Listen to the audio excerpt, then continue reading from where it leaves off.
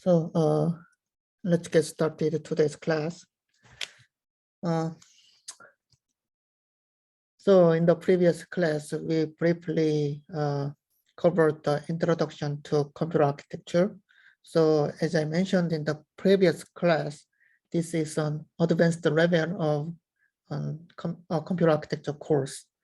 So, and then actually in the undergraduate course, we learned about the instruction set architecture, pipelining, and memory hierarchy. And then in this course, this is the advanced level course. So in this course, we will learn about some more advanced architecture, like out-of-order processor and speculative execution, and then advanced memory hierarchy. Also some topics like secure architecture and domain-specific architectures. So in the previous class, so we learned how to organize a computer system. So as you know, the computer system is composed of a CPU. The CPU is like a brain of a computer system. And then the CPU is connected to many peripherals, like main memories, storage devices, I/O devices, and networks. And actually, so this is the typical model of the high performance computer systems. It is called NUMA model. So actually, we frequently use the terminology NUMA, so non-uniform memory access. So in order to achieve the high performance with multiple CPU chips, we organized this high performance server system like this. So if you purchase, if your lab has very high performance server, and then if you open some chassis of a server system, then you can find that so the high performance server system includes multiple CPU chips. And then, you know, the main memory like DRAM DIMMs are connected to each CPUs. So, but if we just run a program on this high performance server system, we run our program like on the very single computer system. So which means that we do not consider how many cores exist in our server systems or how many CPUs are equipped in our server systems. We just launch our program under this high performance server system, and then operating system, OS, manages the execution of our application, and then also operating system manages some memory spaces, and then some data transfers between main memory and storage devices. So even though the high performance server systems have multiple CPUs and then multiple non-uniform memory modules, we do not, the software developers, the software side. So software does not know how the computer is organized. So software is just executed. It's executed like on a single server system. That means that the CPU, only the single CPU exists, and then only the large memory is equipped in this computer system.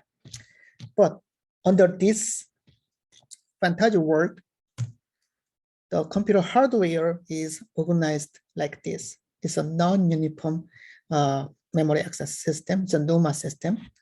So the main feature of this NUMA system is that the data access latency is different by the location of the data, the location of stored data.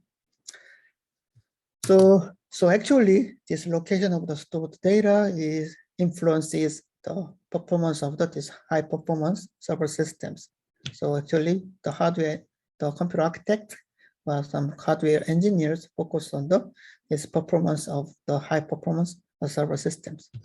So recently most of the computer system supports the parallel executions. So which means that actually thread level parallelism. So which means that we can run multiple threads concurrently on our computer systems. Then in order to support these parallel executions, then computer system requires to include multiple cores. And then multiple cores are also communicate each other via interconnection networks.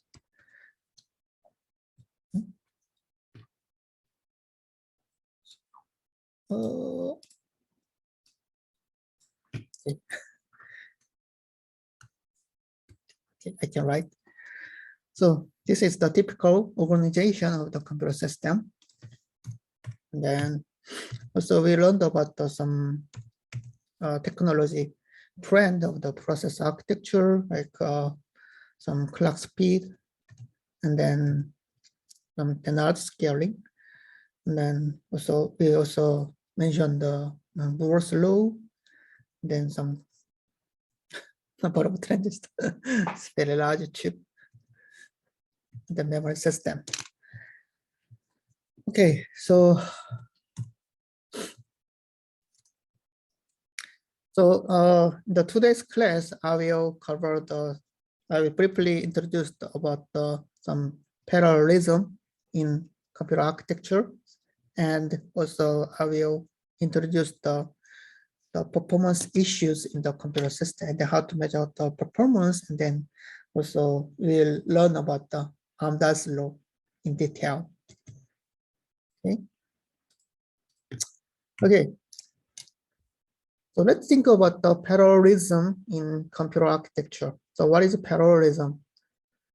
So parallelism it's very hard to pronunciate, but parallelism means 병렬화 in Korean, so which means the multiple tasks, or actually not only tasks, so multiple something can be processed or handled by a machine. So that is some brief meaning of parallelism. So actually, if some things can be handled in parallel, so which means that something can be handled by multiple nodes or multiple agents concurrently, then which means that, oh, this is this machine or this system support parallelism. So the first, so we can implement the instruction level parallelism. So what does that mean? So actually, so we can add some blah blah level, so some level parallelism, and with some terminology parallelism. So what does instruction level parallelism mean? So it means this blah blah level parallelism means that this blah blah is executed concurrently. So multiple something can be executed in a processor. So it means the instruction level parallelism means that instructions, the multiple instructions can be executed in a processor. That is the meaning of instruction level parallelism. And then our processor is actually scalar processor. So scalar processor means that scalar instructions can be executed by this type of processor. So most of the processor is the scalar processor. So this is the example of a scalar instruction, like add x1, so actually this is O1, add O1, O2, O3. So which means O2 plus O3 is O1. So the data in these registers are added, and then the result is stored in the other register. That is the typical example of scalar instruction. So scalar process means that these scalar instructions are executed by this type of processor. Then how can we increase the performance of this scalar processor? Many architectural techniques are applied to this processor. And then in the undergraduate course, we learned pipelining. So pipelining means that each step of this scalar processor is divided, and then each part execute some part of instruction. So for example, we learned about the 5-stage pipelines like instruction fetch, instruction decoding, execution, memory, and write back. So these are required steps for executing a single instruction. We just divide these steps, and then at each clock, the single step is executed. So if we just focused on the same timeline, multiple steps of multiple instructions are executed by this pipeline processor. So I said multiple instructions are executed concurrently.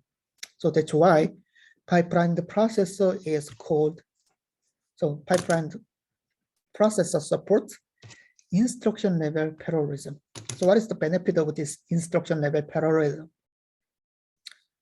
It's performance. So if multiple instructions can be executed concurrently, so so when we learned about the performance metrics, so CPI is defined. So what is the CPI? CPI is the clock per instruction. It's the number of clock cycles per single instruction. But we can change this metric like instructions per clock, instruction per clock. So which means how many instructions can be executed per clock. So execution time is proportional to the CPI. So because the execution time is we learned in this course, in today's class, but I believe everyone knows about the execution time equation. So execution time is the instruction count multiplied by CPI multiplied by clock period. Okay, so execution time is proportional to the CPI, which means the performance is inversely proportional to the CPI, right? Then what is the IPC? IPC is the 1 over CPI. So it's the inverse of the CPI, so which means performance is proportional to the IPC, number of instructions per clock. It's obvious, right? So if we increase number of instructions executed in a clock, then we can increase the performance. That is the superscalar. So superscalar means that, so if we just learned about the pipelining, the CPI of the pipeline processor, it's a single pipeline processor is actually less than 1. So because actually the pipeline processor fetched a single instruction per clock, right? And then this instruction is executed in the pipeline steps. And then if due to some hazard, so those clock cycles can be wasted, like low hazard, also because of the memory latency, then clock cycles can be wasted. So because of that reason, the CPI of the pipeline, typical pipeline processor is less than 1. So how can you increase the performance? So the performance is proportional to the IPC. So if we increase the IPC, so that means that number of instructions executed per clock, then which means multiple instructions can be fetched, right? So with a superscalar, then we can fetch multiple instructions concurrently, and multiple instructions can be executed in parallel. So with the superscalar, so it is different from multi-threading, right? So the superscalar means that just the multiple instructions are fetched in a single thread. Okay. So with the superscalar, we can increase the IPC, and then we can increase the performance.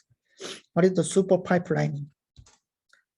Super pipelining means that we can increase the number of stages in the pipeline processor. So in the undergraduate course, we learned about the 5-stage pipeline, which means that this processor includes 5 stages. But if we increase the number of stages of the pipeline processor, then which means in the same timeline, the multiple steps of multiple instructions can be also executed, the more instructions. Also, the benefit of the super pipelining is that we can increase the clock frequency of our processor. So that is the benefit of the super pipelining. So with these architectural techniques, we can increase instruction level parallelism. Okay, so with this for increasing the instruction level parallelism, we just focus on the how many instructions are processed concurrently within the same timeline. So actually the instruction level parallelism focused on the performance of single thread. Okay, so what is a thread? What is an application? What is a program? So that's just a group of instructions, which means that in a single thread, a single thread includes many instructions. And then these many instructions can be, if these many instructions can be executed in parallel with the instruction level parallelism, then we can increase the performance of a single thread. Okay. So which means we can increase the performance of a single core. Okay. That is the instruction level parallelism. But and then we can also okay, I will explain later. So we can also consider the other type of parallelism, like so that is the thread level parallelism. So with the ILP, the instruction level parallelism, we focus on the multiple instructions in a single thread.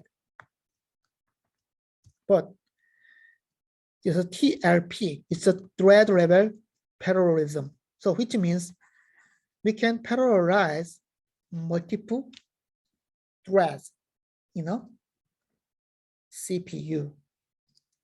So thread level parallelism is simply the multiple thread. So with the instruction level parallelism, multiple instructions can be executed in parallel. So then what is the meaning of the thread level parallelism?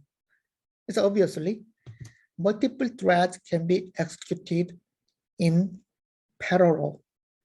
That is the thread level parallelism. So which means that multiple thread. The thread is represented as like a thread, so shell. In Korean, thread means a shell, means shell. So multiple threads can be executed in parallel, which is the thread level parallelism. So with the ILP, we can increase the performance of a single thread. So which means that we can reduce the latency of a single application. Then what is the thread level parallelism? With the thread level parallelism, we just focused on the number of threads. So which means if we can increase this number of threads, which means number of threads which can be executed concurrently, then we can increase the performance of this processor. So which means if we can increase the number of threads, then we can increase the performance of this type of processor. But with the thread level parallelism, we cannot improve the latency. We can improve throughput.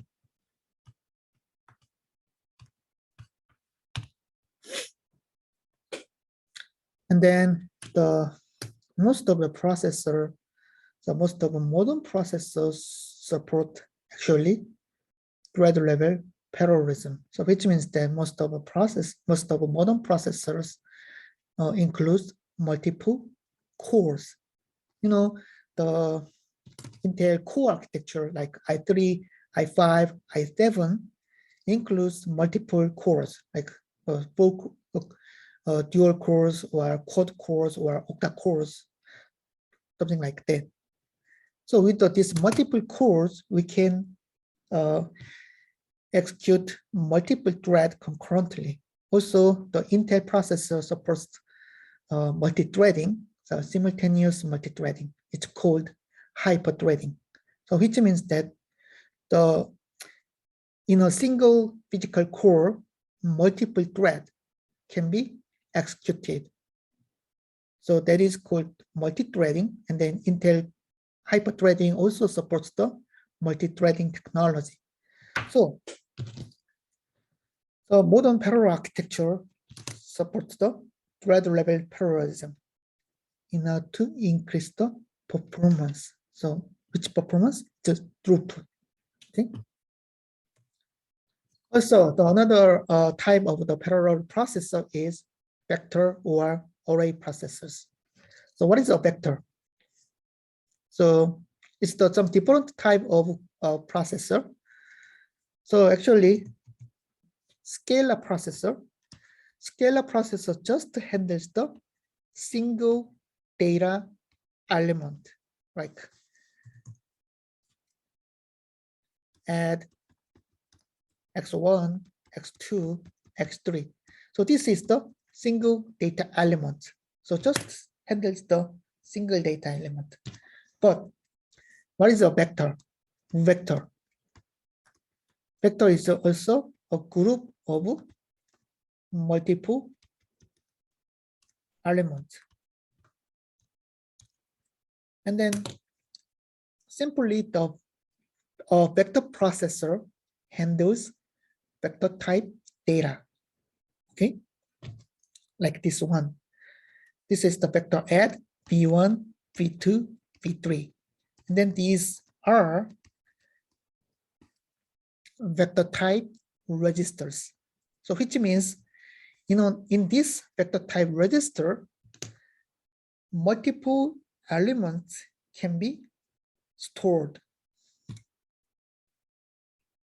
And then with this vector operation, we can perform the vector arithmetic operations like vector add, some dot product, or also some we can vector processor supports the vector operations. So these are another type of parallel architectures. What does that mean? With this vector processors, the same instruction is applied, but the same instruction is applied to the multiple elements. So with the scalar processor, this single instruction is applied to the single element. So that means that in order to process multiple elements, we require multiple instructions. But what is different? With the vector processor, in order to process multiple elements, we just require only one instruction. But there is a constraint. So the same operation to be applied to the vector processors. Okay. So with this vector processor, then we can also support some parallelisms. So this is called the data level parallelism. So there are two types of vector processors. The typical vector processor and then the array processors. So array processor is very similar to the SIMD machine. It's a single instruction, multiple data.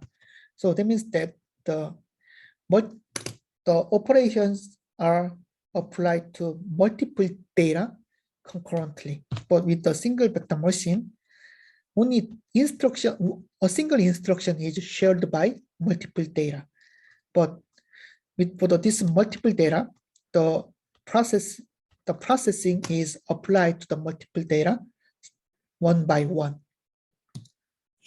But also, this process architecture has a benefit. So we can accelerate some operation with this vector type processors.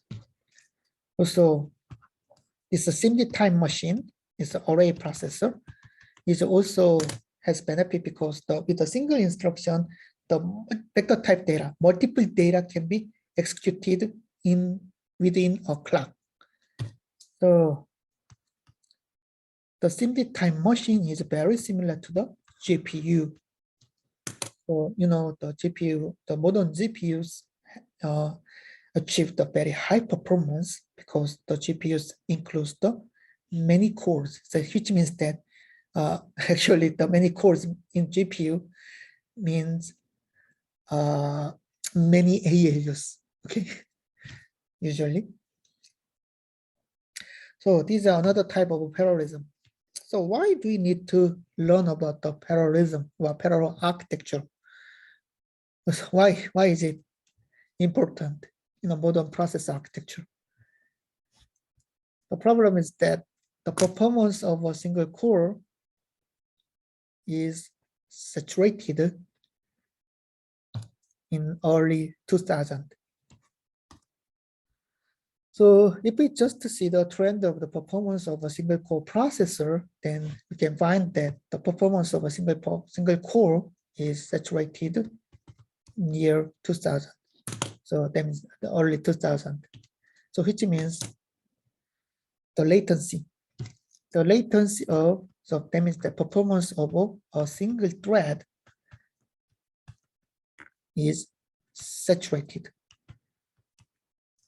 So there are many issues, so many reasons of this saturation of the single core performance. So we have power issues. Also, we have cost issues in a single core implementation.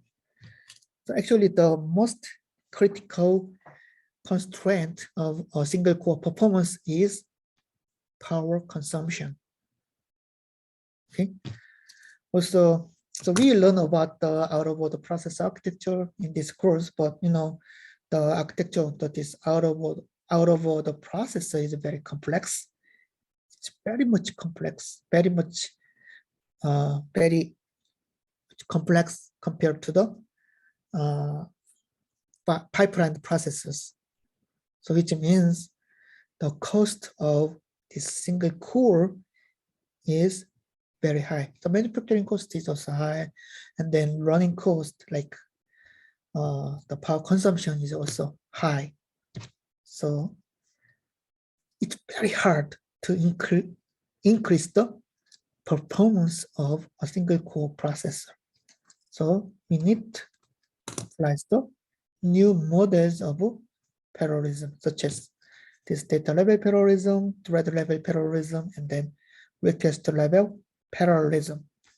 So that's why we need to focus on the parallel computer architecture.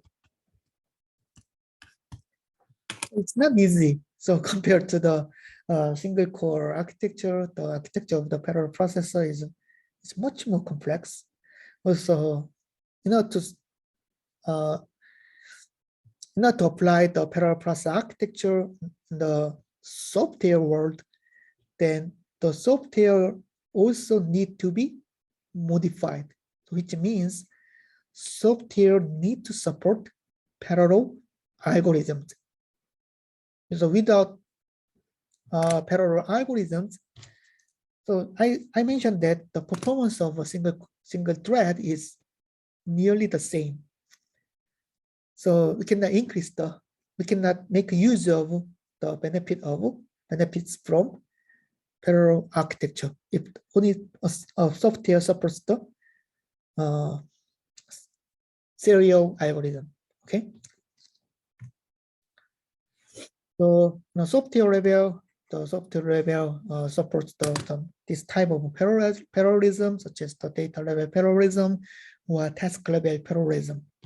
So, and then in the architecture level, we support this type of parallelism. So I also explained about the ILP. So this is some traditional computer architecture techniques. So and then in the modern architecture, we support this type of parallelisms, like vector architectures and GPUs, TRP, or RLP. Also, let's see the Flynn's taxonomy briefly. So I believe most of you already know about the Flynn's taxonomy, like SIS. So Flynn's taxonomy just classify the instruction stream and data stream, like single instruction stream and then multiple instruction stream. So instruction, and then for the data stream, so also we can classify the single data stream and multiple data stream. And then based on these instruction and data stream types, then we can classify the processor type like a single instruction, single data, SISD, and then single instruction and multiple, it's a multiple instruction and single data, MISD. And then single instruction, multiple data, multiple instruction, and multiple data. That's the SIMD. So SISD means the single core, the single instruction execute the single data element. So SISD, and then SIMD. So with the single instruction, multiple data can be processed in parallel. So it's called the SIMD. So SIMD architecture includes vector architectures and then also multimedia extensions in such as the MMX or AVX in Intel architectures, and then GPUs like NVIDIA GPUs or AMD GPUs. So as you can see, recently we focused on these SIMD architectures because, as I mentioned, the performance of the single core is saturated. Also, the performance of a single core is constrained by power consumption. Okay, and then it's MISD is very weird, so no commercial implementation. And then MIMD means the CMPs, chip multiprocessors, which means multi-core CPUs. Okay, so I believe you already know about the Flynn's taxonomy. Okay, so any questions?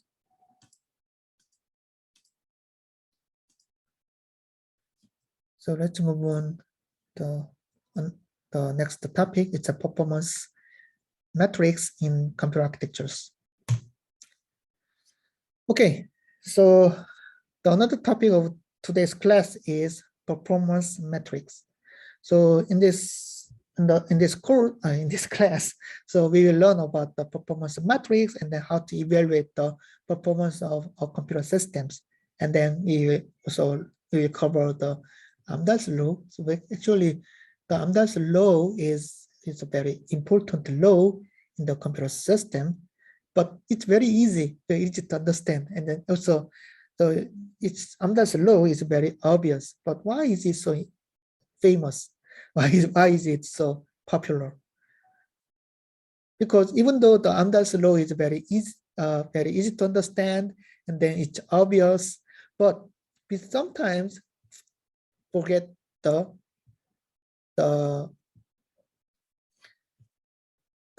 not benefit, so some lessons from Amdahl's law.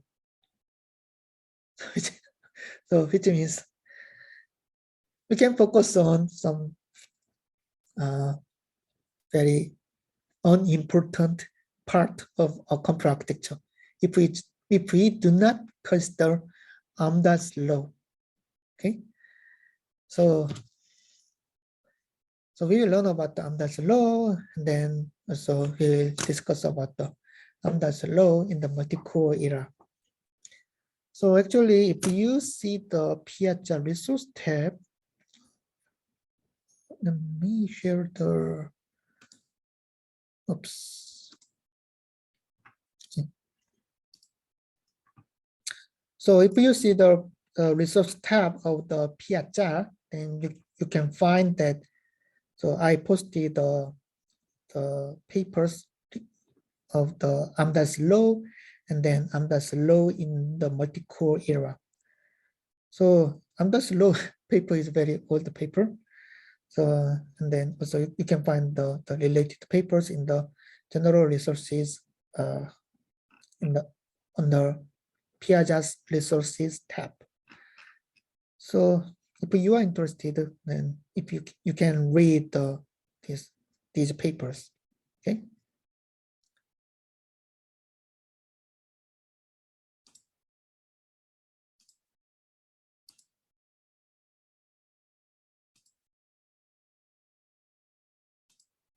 Okay.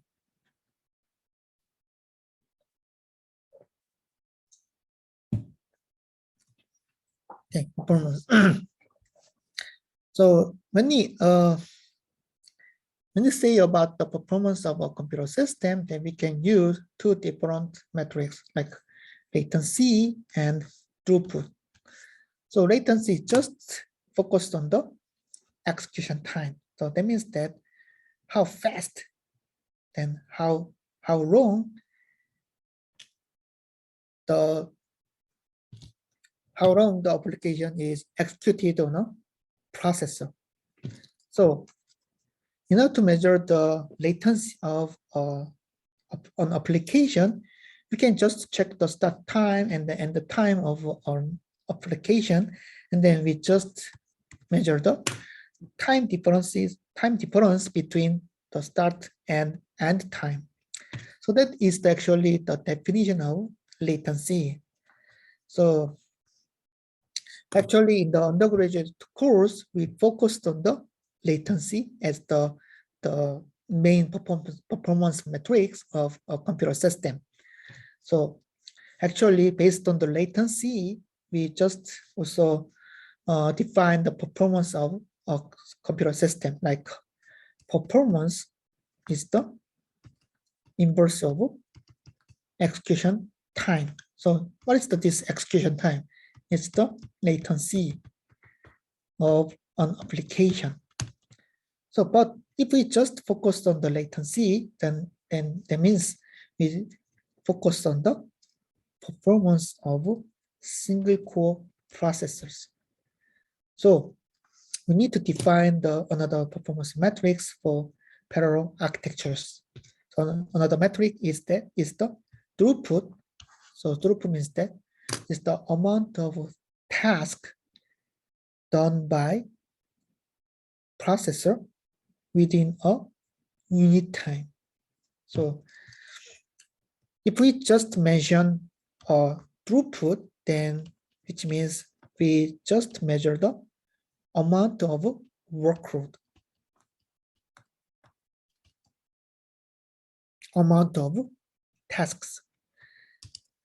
So with the parallel architectures, we can improve throughput, not latency.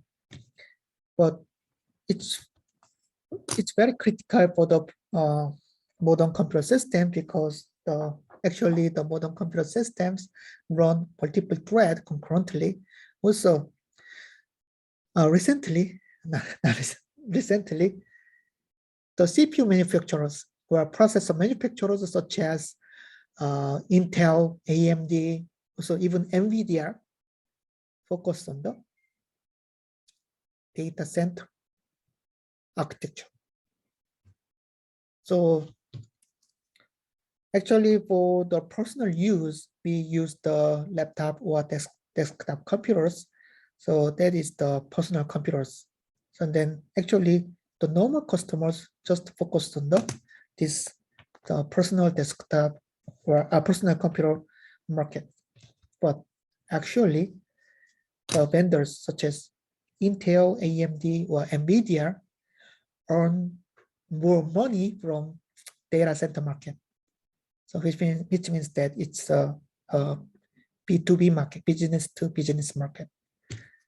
So data center is very important currently. So because also,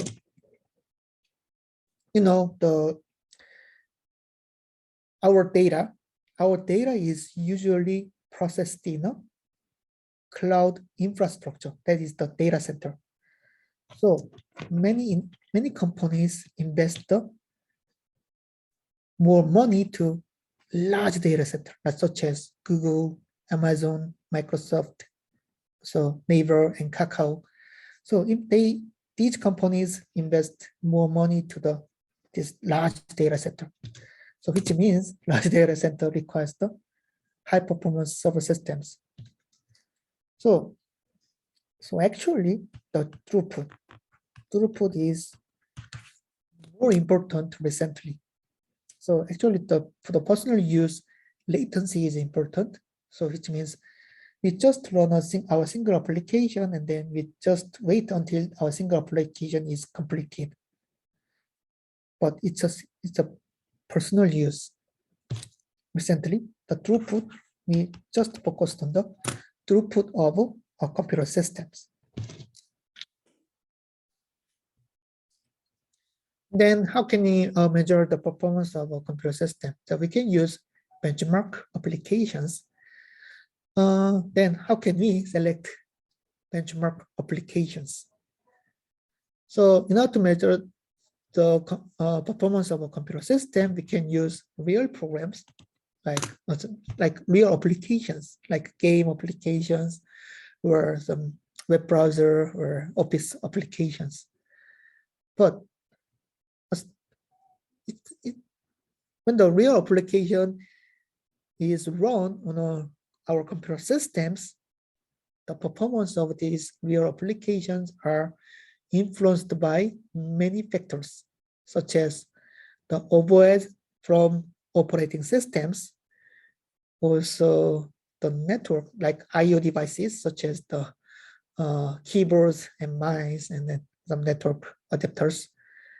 Also, the performance of these real applications are influenced by execution of other applications. Actually, the overhead from operating system is the large part of it's a large part of some performance overhead. So actually with these real programs, it's not easy to measure the performance of a single CPU. So we frequently use the kernels, some core part of some benchmark core part of application. So like matrix multiplication or graph processing or some k-means. So we can just use some kernels for benchmarking our applications. So then also we can make the toy benchmarks. It's a very small programs that can measure the performance of our computer system. And then also we can synthesize some benchmark applications. But these synthesized benchmarks are not real, so that can be a problem. So we can actually make use of these applications, but in the computer architecture research, we just focus on these applications, these benchmark applications. So if you read some computer systems or computer architecture or research papers, then actually if you implement your idea on some real hardware or simulators or some systems, then we need to measure the performance of the enhanced machine or enhanced ideas, enhanced architectures. So for this purpose, we can use benchmark suite.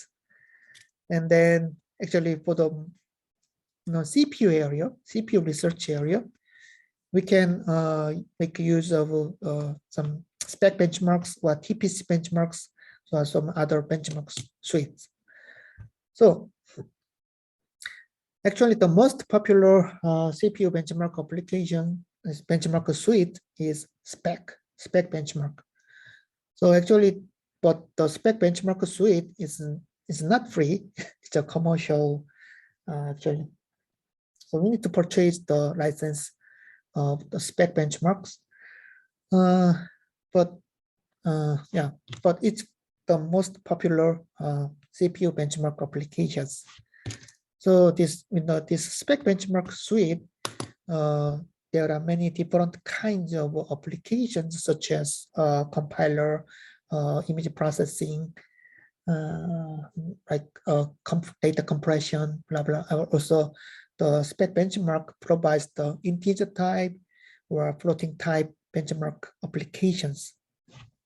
And then the most recent spec benchmark version is the 2017. So if you are interested, then you can visit the homepage of the spec benchmark suite. And then unfortunately, we purchased the license of the spec benchmark suite, so we can run spec benchmarks during our we can use spec benchmarks for our course. So actually, I plan to provide an assignment. So in this assignment, you are requested to compile spec benchmarks and then measure the performance of your computer system using the spec benchmark suite. And then also the compiled binary from the spec benchmarks are frequently used for measuring, actually not measuring. So the binary code, the binary files of the spec benchmark suite are frequently used for evaluating simulators. So processor simulators or architecture simulators or some system simulators. So in this course, so we will also cover, we'll use the architectural simulator, and then you will be requested to run spec benchmark applications on the architectural simulator. Okay, so we can use the spec. And then another benchmark is the Tpc benchmarks. So Tpc benchmarks is also the commercial benchmarks. And then as actually the Tpc benchmarks is the collection of applications that are widely used in the database systems where some transactions or some commercial uses. Okay, so if you are interested, then you can visit this Tpc benchmark site. Also, if you read some other architecture research papers or system research papers, you can find many other benchmark suites. Then we can use like Splashy or Parsec or another Parboil, many other benchmark suites. Also recently, so many researchers are interested in AI applications, and then like machine learnings, and then also you can find the machine learning related benchmarks. And then the most popular machine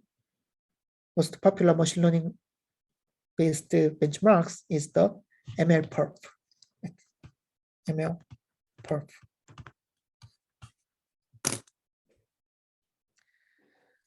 And why do you use these benchmarks?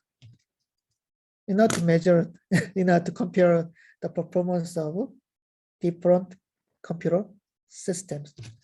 So actually the benchmarks represent our normal applications, which are widely used by some customers and then companies. So this is some standardized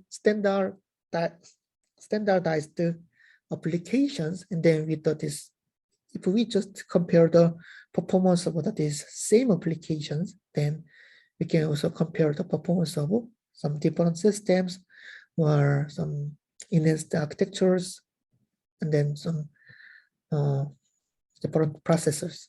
Okay, so we can use the benchmarks.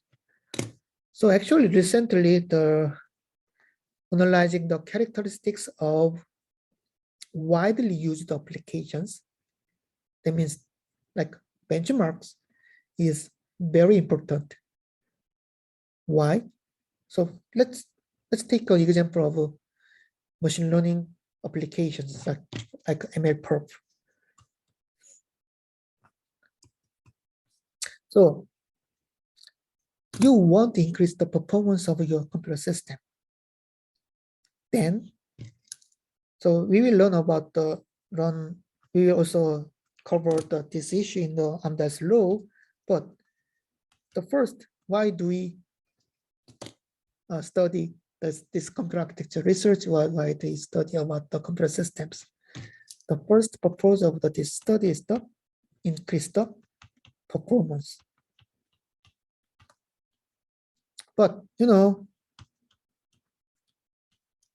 computer system is composed of many layers, and then the most top layer of the computer system is the software. That means applications. So the performance of a computer system is just,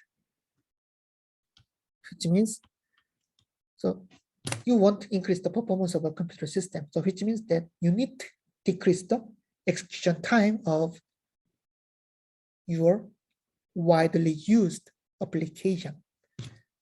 Okay, so you want to increase the performance of your application actually. So which means that you want to increase the performance of your computer system. Then how can we increase the performance of a software? If you are research on software area, then you can change algorithms, or you can change some methodologies in your application. So that is the software part. But how about the hardware part? So like ML application, like machine learning applications includes many matrix operations. Okay. So if you know how this matrix operation is performed in computer hardware, then if you can define the performance bottlenecks in matrix operations, then you can develop your own idea that can increase the performance of these matrix operations in computer hardware. So the first step of the research in the computer architecture research or computer system research is to analyze the characteristics of frequently used applications. So if you want to focus on the machine learning application area, then first you need to analyze the characteristics of machine learning applications. And then, so from this analysis, then you can define the frequently applied operations, like the core kernels.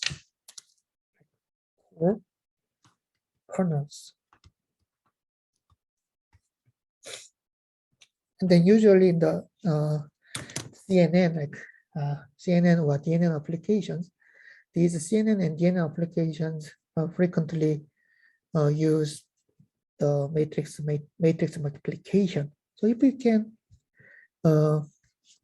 increase the performance of matrix multiplication, then we can also improve the performance of our computer systems. What is the example of this result of this type of research? NVIDIA's Tensor Core. So what is the Tensor Core? Tensor Core just supports the matrix operation instructions, like matrix multiplication or matrix addition. And then Tensor Core just provides some very massive parallelism to compute the matrix operations.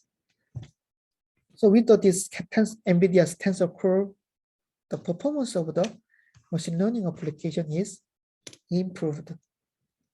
Okay, so first step is to analyze the characteristics of applications, and then define some performance bottlenecks or some main computation kernels in some mainframe applications, and then we can apply our ideas on this computer system related or computer architecture related research. So actually, benchmark is very important. Okay. Okay, so and then the processor vendors such as Intel or AMD also reveals their benchmark scores for advertising their CPUs or processors. Okay. So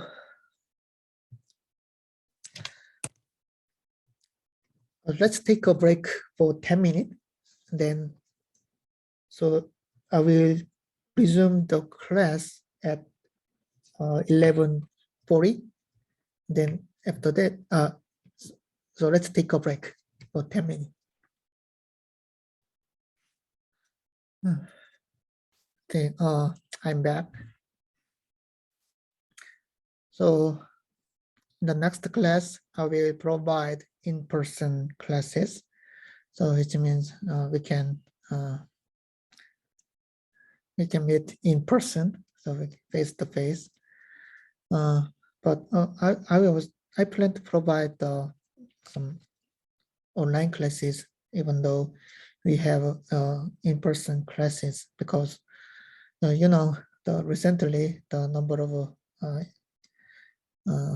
infected people increase is skyrocketing.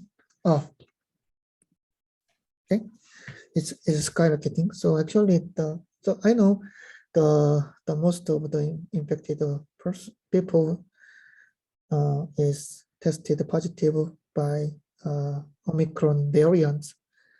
So I think that means that the symptom is not severe, is not as severe as the other coronavirus variants. But I think, but the number is so, the number of infected people is so large. So I think, so if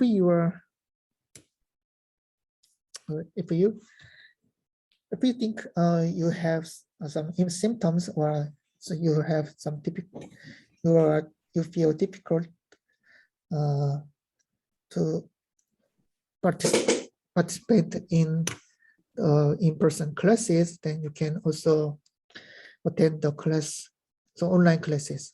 Okay, so actually our classroom is the 우정 정보관 우정 204, maybe 201.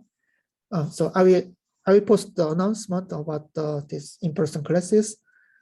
So okay, so that means so in the next class I will provide the in-person classes. Okay, so I hope everyone stays healthy and stays safe during this COVID-19 pandemic. It's so long. It takes so long. Okay. Let's talk about the how to measure the performance. So in the undergraduate course, so we just define the performance as the inverse of the execution time, and it's also same to the same. It's the same actually. So because that's definition. So it's a performance. What is the performance? Performance is just the inverse of the execution time. Okay. Then application. How can we compare the performance actually? So if you see the spec benchmark documentation, then spec benchmark provides the reference machine. So with this reference machine, while running the spec benchmark applications, we can measure the execution time using a reference machine. So we can measure the execution time. So execution time in reference machine. Then with the same spec benchmark applications, we can also measure the execution time on our own machines. Okay. So execution time of, so in a spec is of the test bed. So how can you measure the performance? You can divide the execution time in a reference machine with the execution time of our test bed machine. So spec score is determined by this equation. But there are many applications in spec benchmark suite. Then how can we aggregate these benchmark result?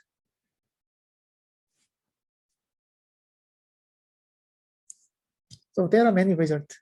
So how can we define the overall result from these many result data? We can average the result scores from many applications, right? Then how can we apply the average operation for these many different scores? The most common average method is the arithmetic mean. So we can define the speed up like this. So speed up of, that is the spec score. So it's the performance score of the benchmark application.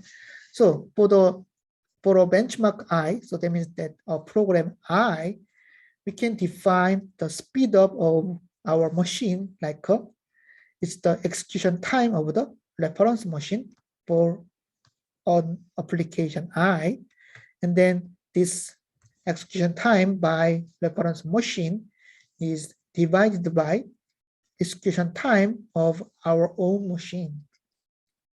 So that is the speed up. It's a speed up, or it's also spec score. It's a speed up for application I. Then we need to average these speed up values, speed up scores. Then we can apply the arithmetic mean. It's the common way to generate the averaged value from many data. So it's a very simple. I think everyone knows about the arithmetic mean. Also, we can apply the harmonic mean of the speed up. But problem is that if we just want to compare the speed ups from different machines, then arithmetic mean or harmonic mean can make some bias, because the arithmetic mean values are dominated by very large value. So so the average value, the arithmetic mean of 101 is just 50.5. Right. So actually the arithmetic mean. So I will also show the example of some different comparison by some different reference machines, but the arithmetic mean or harmonic mean can also generate some biased result. Okay, then we can also use the geometric mean. So this is the equation of the geometric mean. So we just multiply the average score, and then we apply the root operation for this multiplied values. So that is the geometric mean. And then the advantage of the geometric mean is that the speed up value, the average to speed up value does not change even though the reference machine is changing. Okay, so in the spec benchmark suite, the spec scores, that means that speed up for different applications are averaged by geometric mean. Okay, we can use the geometric mean. But if you read some architectural papers, some research papers, some researchers can use the arithmetic mean or harmonic mean or even the geometric mean. But maybe they can select some good values from the different average operation. But usually we can use the geometric mean for averaging the multiple speed up values from the multiple applications. So this is an example. So this is the machine 1, and then if a program A is executed on the machine 1, then it takes 10 seconds, and then if a program B is executed, it's the 100 seconds. Machine 2 is 1 second and 200 seconds. So in the spec benchmark score, spec defines the reference machine, but with the different spec version, the different spec versions actually provide the different configuration of the reference machine. So that means that reference machine can be changed by different spec version. So we can use the different reference machines like this. Reference 1, program A, that it takes 100 seconds, and program B, so it's a 10,000 seconds, and then 100 seconds is 1,000 seconds. If we just average the execution time, so the problem is that the execution time of if we just average the execution time, the arithmetic mean of the execution time is just dominated by this large value. Okay. So with this arithmetic mean value, so that is it's different. So actually it's different from what I explained in the previous slides. So actually this method is that we just average the execution time of the program A and program B, and then generate the arithmetic mean like this here, and then calculate the speed up based on this averaged value. Okay, so as you can see, the speed up is different, but just ignore this here. And then we can calculate the speed up by every application, and then we can apply average for these speed up values. Okay, that's what I explained in the previous slide. So this is the example of this operation, this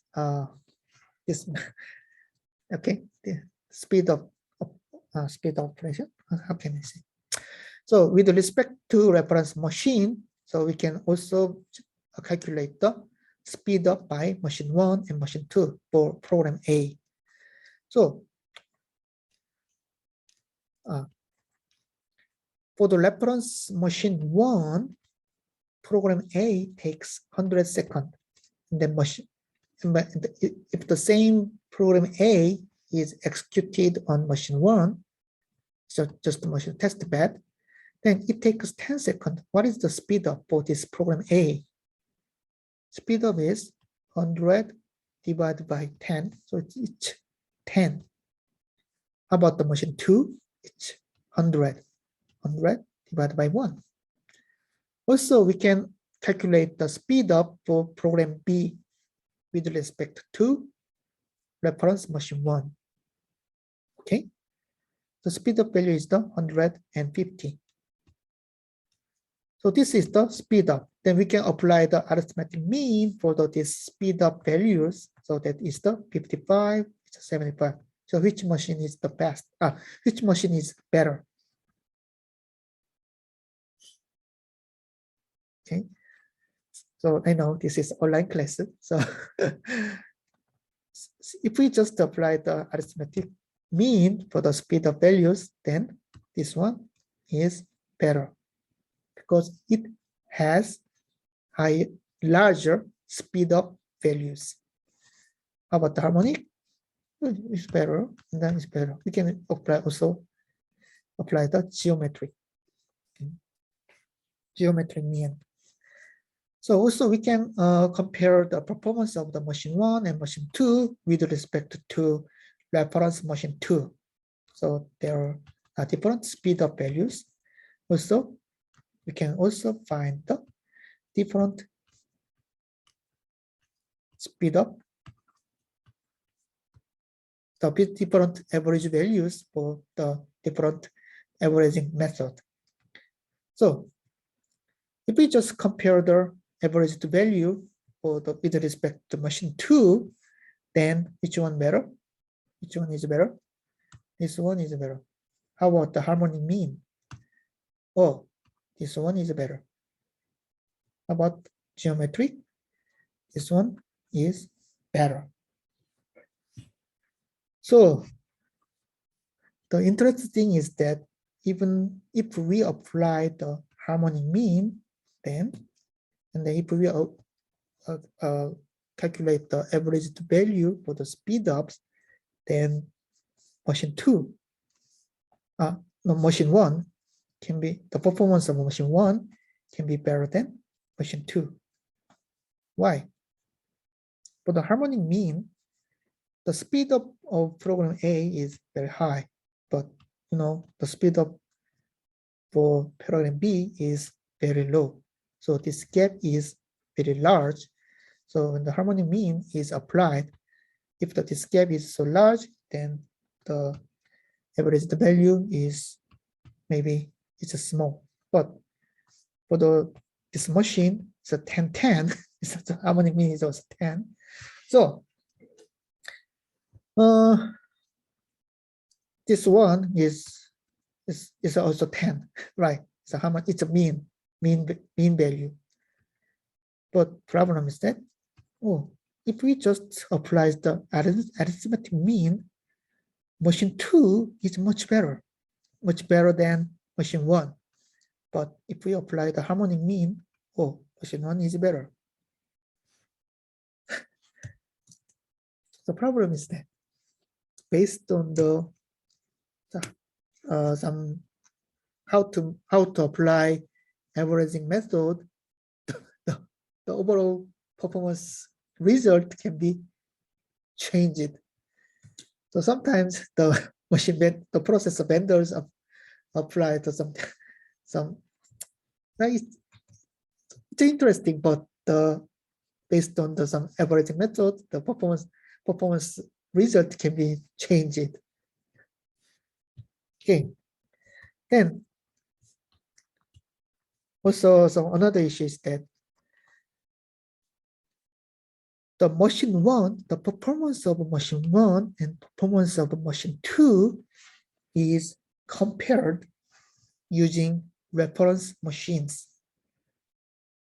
But this speed up value is changed by different reference machines. Right. So if we just want to compare the performance of two different machines, machine 1 and machine 2, then we can also compare the speed up value, the average the speed up value using arithmetic mean or harmonic mean or geometric mean.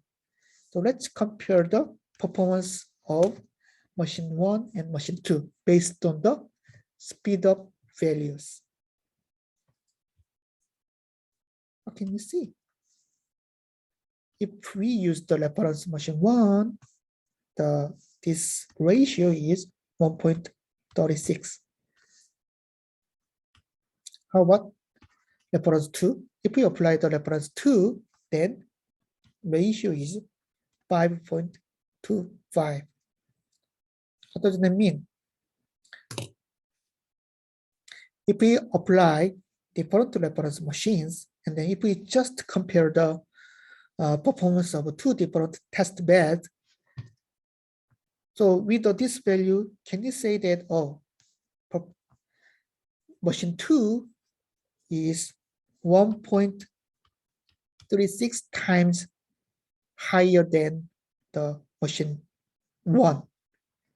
But if the reference 2 is applied, with this value, we can say that machine 2 is 5.25 times has higher performance than machine 1. It's weird. Just the reference machine is changed, then the performance comparison value, the performance is, so we can, when the reference machine is changed, so with this reference machine, machine 2 is 1.36 times higher. With this reference machine, the performance of the machine 2 is more than 5 times higher than machine 1. Which one is true? So sometimes this performance comparison metric can be it's biased by actually the large value. That's the problem. So even when the harmonic mean is applied, the situation is more severe. So that means that when we apply the reference 1 machine, machine 2 is 3.66 times higher than the performance of the machine 2 is 3.66 higher than performance of machine 1. But when the reference machine 2 is applied, machine 1 shows the higher performance. What happened? But if we apply the geometric mean, you can say that this performance value is the same, right? So that's why the spec benchmark calculate the averaged speed of value. So that means that averaged score using geometric mean. But you can find that, or it's obvious actually, because when we use the when we compare the two machines, like performance 2 divided by when we compare the performance of two machines, we apply the divide operation. So divide is multiply or divide. So if this result is not changed, then to make this result is not changed, so we need to apply the multiply operation. That's obvious actually. So that's why when we apply the geometric mean, the performance value is not changed by different reference machines. Okay.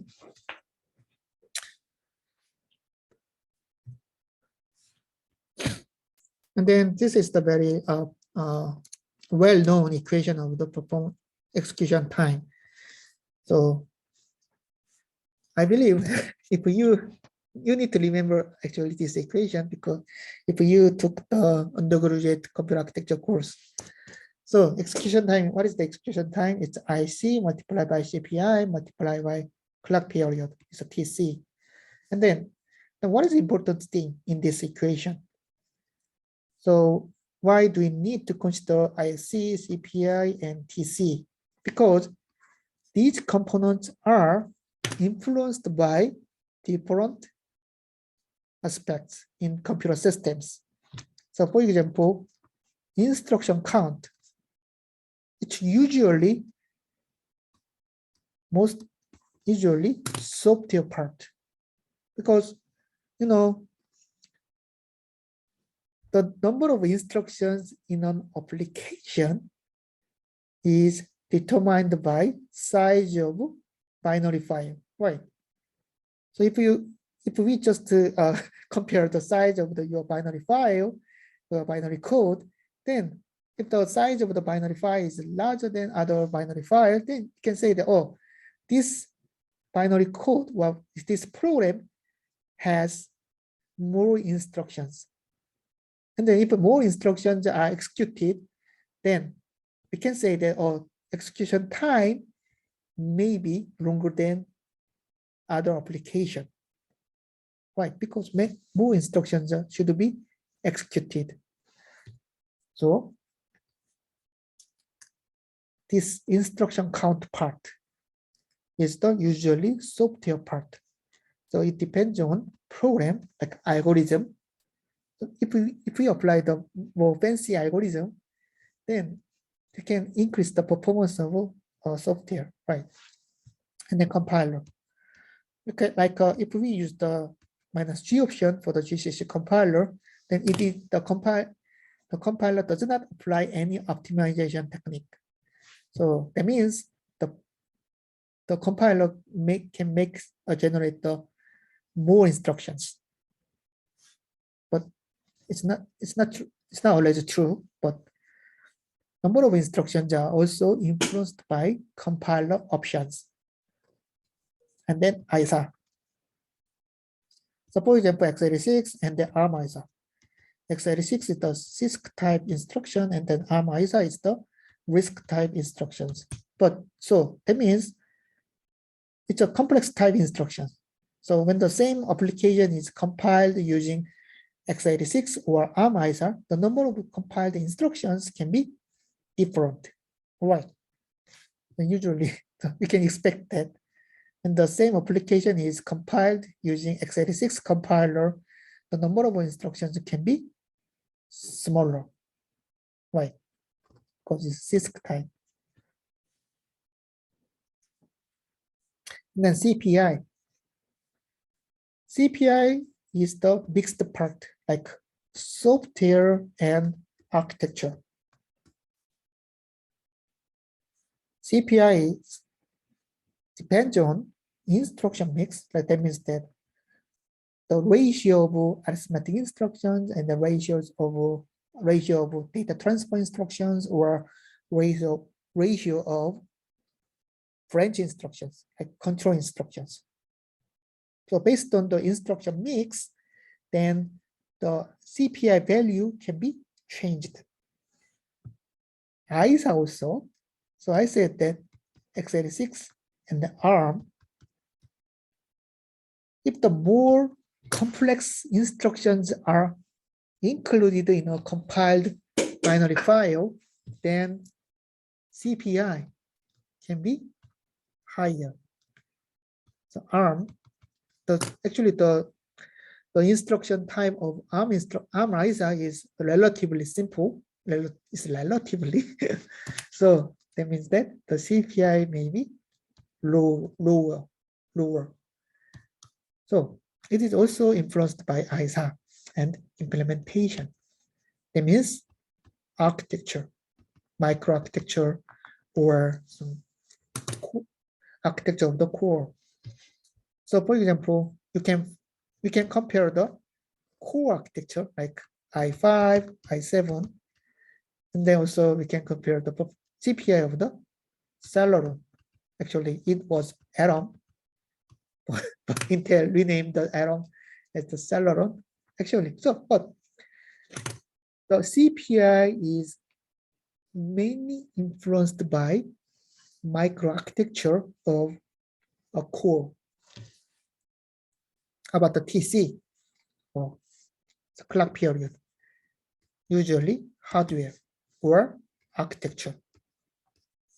Architecture and hardware implementation, but usually implementation. And technology, like semiconductor technology node. Like, so if we use the more advanced technology node, like 5 nanometer technology or 10 nanometer technology compared to the 20 nanometer technology, then we can apply the faster clock signals. So usually the TC this part is determined by architecture and hardware implementation and semiconductor technology. So we divide the execution time, that is the performance metric, based on the some different aspects in computer systems. Then we can focus on the different layers or different areas of the computer systems. Okay. Okay. Then let's talk about the Amdahl's law. So I think I need to cover until Amdahl's law and actually Gustav's law, because I have some meeting after this class. Sorry about that. So let's discuss about the Amdahl's law. So actually the Amdahl's law is very popular in the computer architecture area. And then so sometimes this Amdahl's law can be included in the undergraduate computer architecture course, or someone may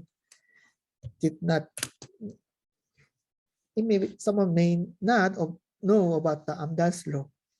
But this Amdahl's law is very simple. Then I believe everyone can understand Amdahl's law very easily. So what is the Amdahl's law? So if the architecture is enhanced, so that means that more enhanced architectural technique is applied to the computer processor, then some part can be improved. So the performance of some part. So if you see the software is composed of many different kinds of instructions, but when some architectural idea is applied,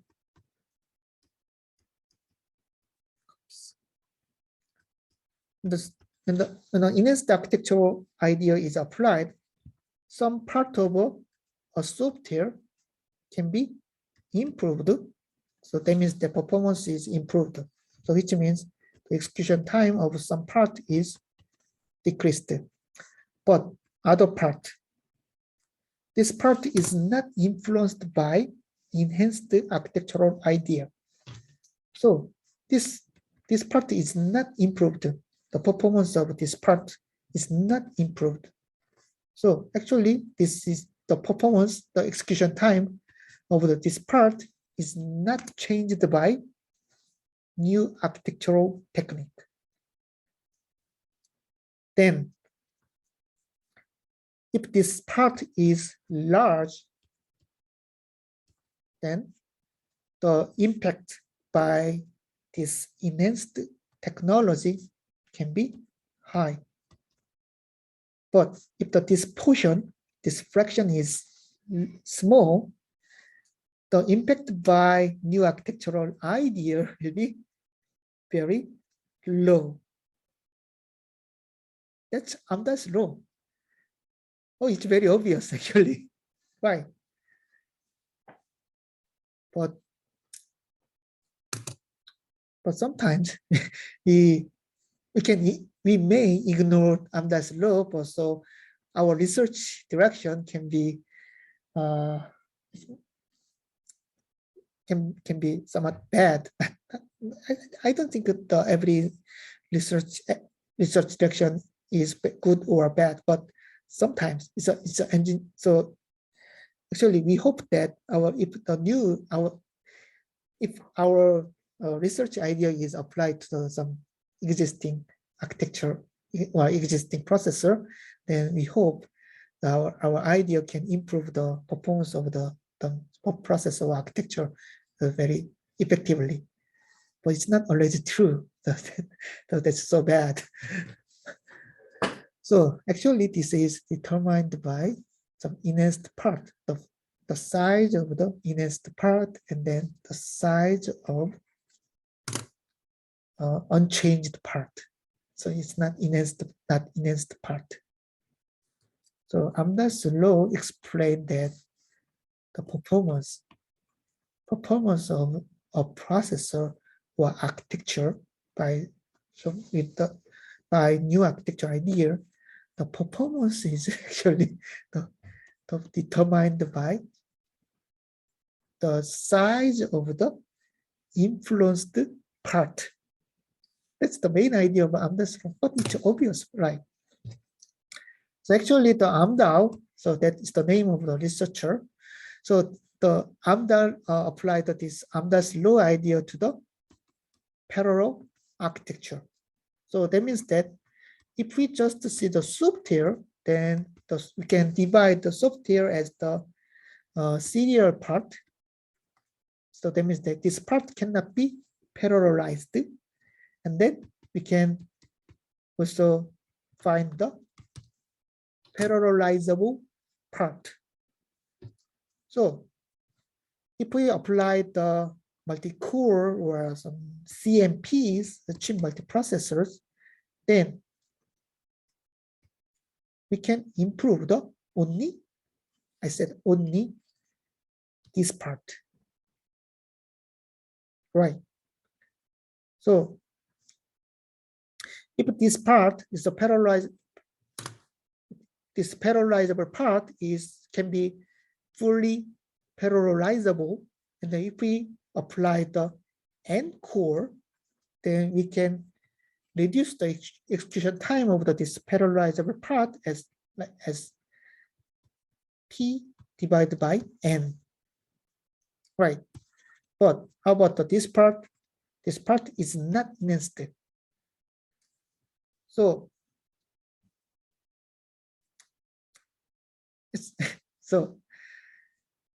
that's why, even though our CPU has 4 cores, the performance of our CPU of our computer is not 4 times, because the application has a serial part and the parallelizable part, so we can only increase this part. And then, so the problem is that if the most software is composed of mostly this serial part, then with the multi-core architecture, then we cannot improve the performance of this type of software. That is what Amdahl's laws say. Okay. So Amdahl's law classify the parts which cannot be enhanced, and then other parts which can be enhanced. So with the enhancement is applied, then this part, only this part is reduced. So which means that the speed up by enhancement is 1 over 1 minus f. The f means the fraction of the part which can be enhanced. So with the enhancement, after enhancement, this execution time is reduced to f divided by s, but this part is not changed. So speed up by enhancement, this E is like this.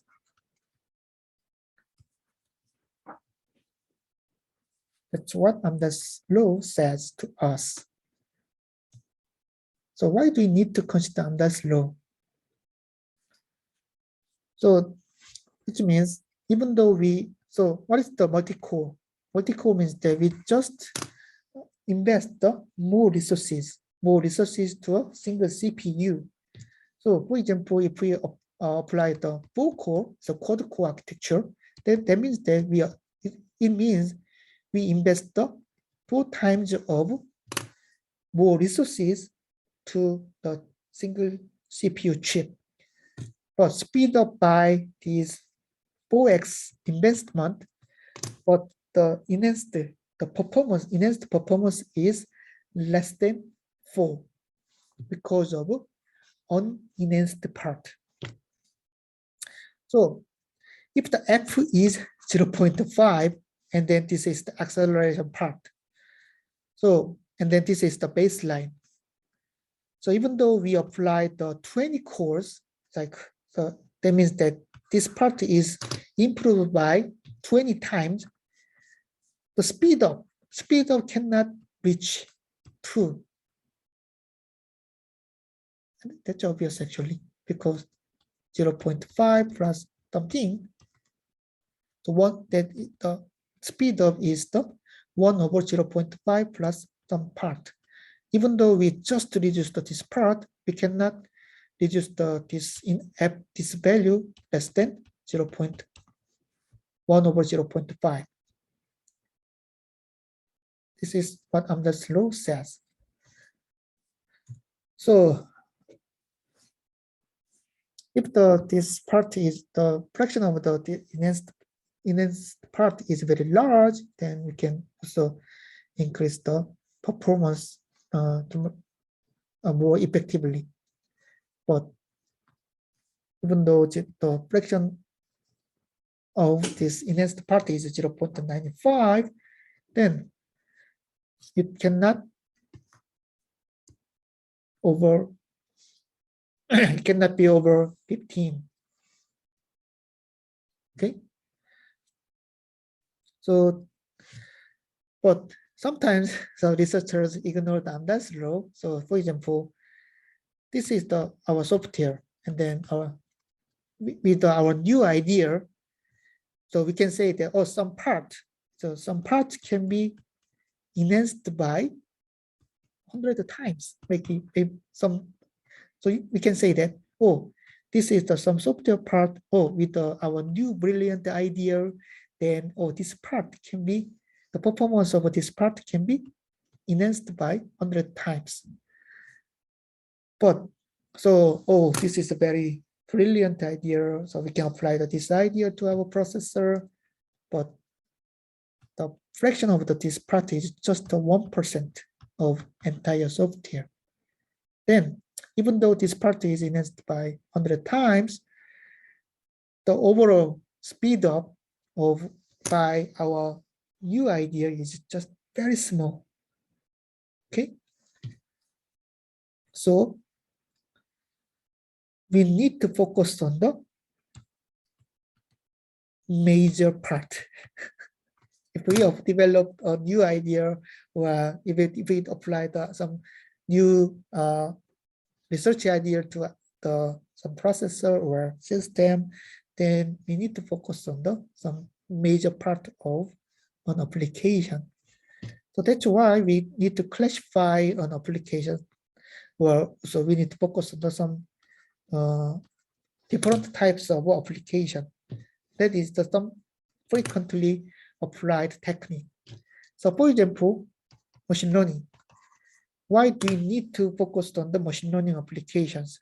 Because machine learning applications are widely executed in our data center or our computer systems. If not, we don't need to focus on these machine learning applications. So let us assume that our machine learning applications are just executed less than 1% of the 1% of the time in the data center. And then we can say that, oh, we can improve the performance of the machine learning application by 100x, 100 times. But the overall improvement by this enhancement will be very small. So but the machine learning, if the machine learning application is executed at a large portion of the time, then we can focus on the machine learning application. It's also same to the inside of the machine learning type applications. So for example, machine learning application is composed of many different kernels, like how can I say, it's a floating point and not floating point. Like, let's think like this. The machine learning applications include the sine operation, square operation, and cosine operations, and then matrix multiplication, and blah, blah, blah, blah. We can improve this type of operations of the machine learning applications. But if fraction is very small, like less than 1%, the performance impact by our enhancement will be very small. Machine learning applications include the large amount of matrix multiplications. If so, if we focus on this matrix multiplication operation, then we can increase the performance of this ML application very effectively. Okay, that's what Amdahl's law says to us. Okay, the focus on the majority part. Okay, and then, but Amdahl's law is a very pessimistic law. So which means that Amdahl's law assumes that the size of workload, the size of a problem is not changed. So what's the problem? Why is it so pessimistic? So even though we apply the 100 core CPU, then the performance, so if based on the subtraction of the enhanced part, but the performance may be very low. Performance enhancement may be very low, like less than 10. Then how can we apply the many cores? How can we invest the more resources to number of cores, the many cores in our CPU? But we already know that many cores are very important. So many cores are very critical for the performance of a computer system. What's the problem? Why Amdahl's law does not work? I said does not work in our recent computer system. Because Amdahl's law just assume that the problem size is not changing. If the multi-cores are applied, then we assume that multiple thread. So more massive multiple thread can be applied to our computer systems. So which means that this part, enhanced part, can be also increased. That's what Gustafsson, another researcher, Gustafsson said. So in the Gustafsson law, Gustafsson defines the execution time of the processor is the serial part plus parallelizable part. It's the same to the Amdahl's law. And then to stop, assume that this part is not changed, enhanced by parallel architecture, like multiple cores. So S is not changed, but Gustafson assumed that this part can be changed by the size of the problem. So this part can be changed by number of processors, number of cores. So the execution time on one processor is defined by S plus P multiplied by large P. Then P processor is applied, then we can define the fraction like this. Then if the P processor is applied, then the enhancement looks like this. So because the parallelized part size is also increased by the number of processor, then we can also improve the performance of this problem, this system. So so it's different. So that is the fraction, that's F, and then this is also this is the P. So P is the 100, that is the number of cores. So with the Amdahl's law, the graph looks like this. And then, so actually, if the fraction is so small, then the enhancement by the 100 cores is also very low. But with the Gustafson law, the enhancement part is proportional to these fractions. So which means that in the Gustafson law, the parallelizable part is also increases with the number of cores. Okay. Okay. So I need to stop here. So sorry about that. And then so I stop here, and then in the next class I will provide the in-person classes, hopefully. And then I will also post the announcement on the Blackboard about the next class. Okay. Okay, thank you for your attention, and see you in the next class.